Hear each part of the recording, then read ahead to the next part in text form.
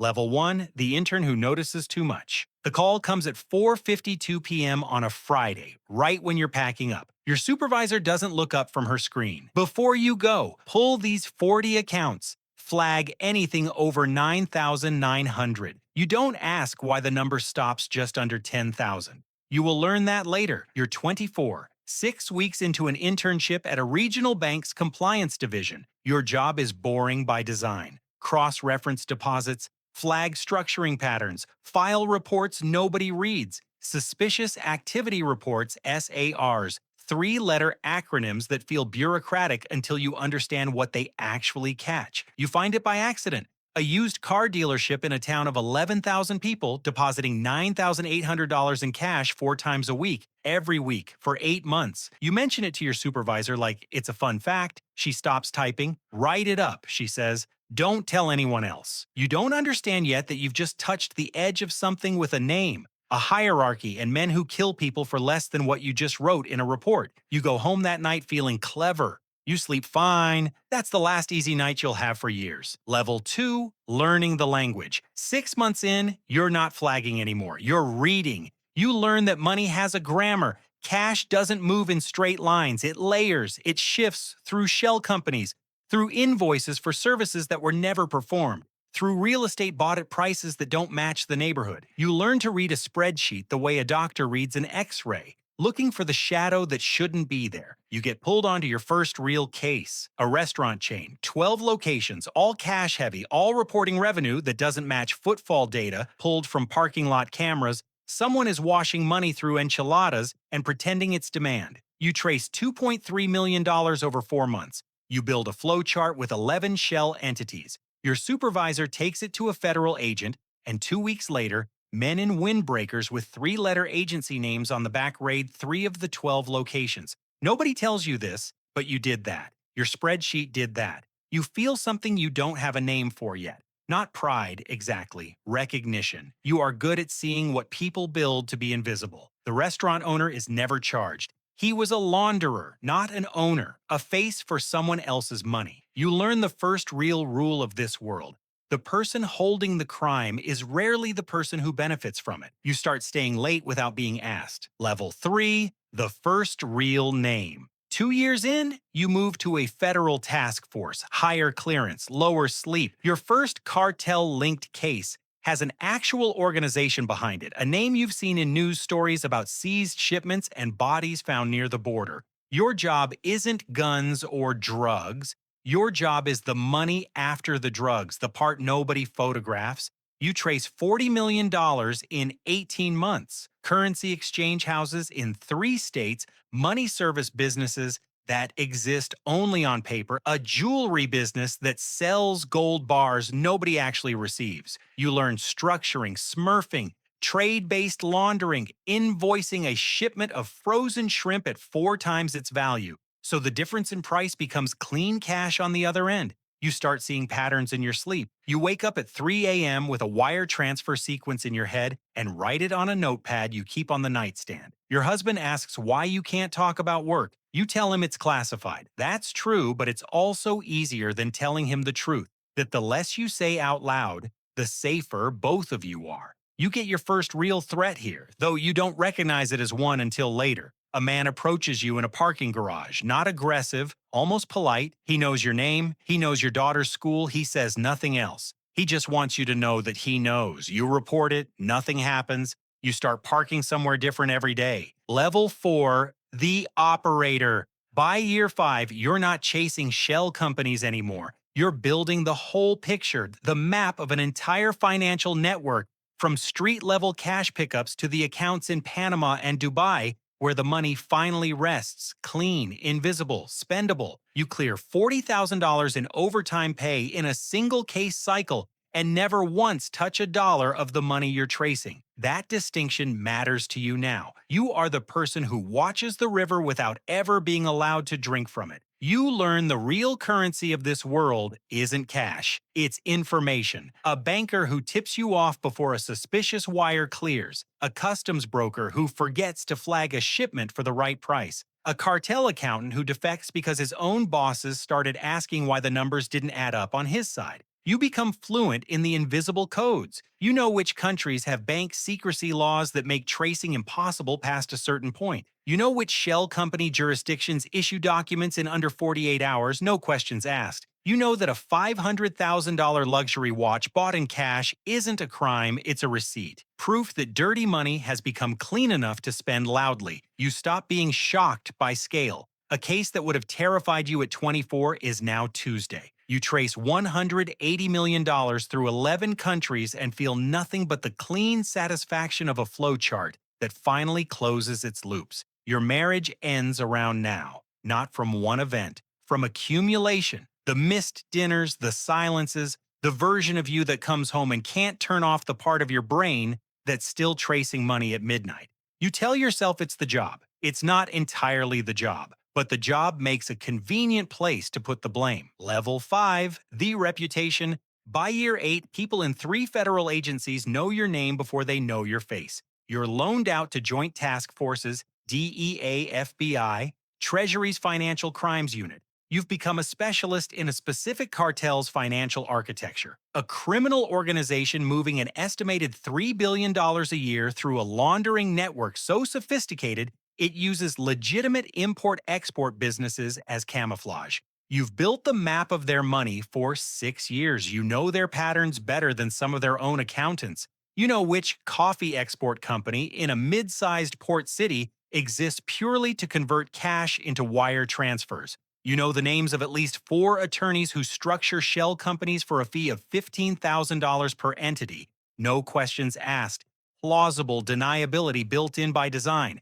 This is where loyalty starts to matter more than law.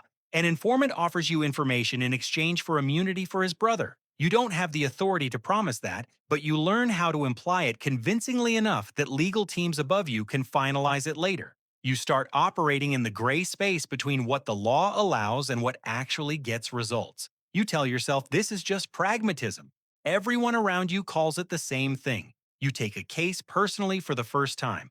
A courier, 19 years old, caught carrying $310,000 in a duffel bag. Too low level to know anything useful. High enough on the org chart to be made an example of. You argue for leniency. You lose. He gets 11 years. You learn that your reports don't just trace money. They decide who goes to prison and who doesn't, and the system doesn't always distribute that fairly. You stop arguing after that. Not because you agree, because losing costs something you can't afford to keep spending. Level 6, the architect of the case. By year 12, you're not on task forces, you run them. You oversee investigations spanning 5 countries, dozens of agents, hundreds of subpoenaed financial records. Your name goes on affidavits that freeze accounts holding $60 million at a time. You've become the person who decides which threads are worth pulling and which ones lead nowhere. A judgment call that determines where hundreds of federal hours get spent. Power at this level isn't visible. Nobody applauds you, nobody photographs you. But when you say a shell company needs a subpoena, it gets one. When you say an account needs freezing, it freezes within 72 hours. You have become the quiet authority behind decisions that look from the outside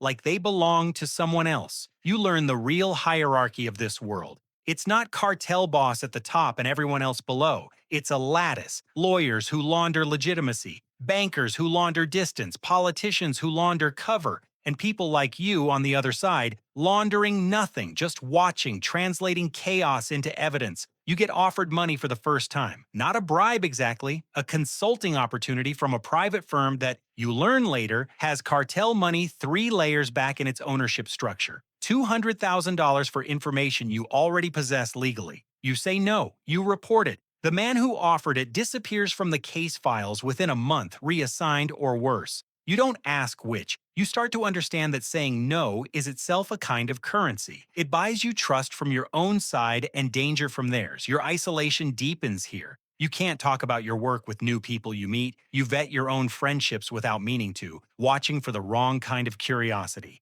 You've become excellent at reading people because your job requires it, and it's ruined the easy pleasure of trusting anyone without first running the numbers. Level 7, the untouchable. By year 18, you are, functionally, one of maybe a dozen people in the country who can read this cartel's finances like a native language. You've helped freeze over $900 million across a career. You've testified in cases that dismantled entire regional networks. Your reports have led to sentences totaling centuries, spread across 100 different men who will never know your name, only your case number. The cartel knows about you now, not as a threat exactly, as a fact, an obstacle they've priced into their operations the way a business prices in tax. You've heard secondhand that they've discussed you by title, not name. The accountant, a ghost with a title instead of a face. Security details start showing up without you requesting them. Your address becomes something only 3 people know. You stop using your real name on anything that isn't legally required. Your family, the version of it left after the divorce,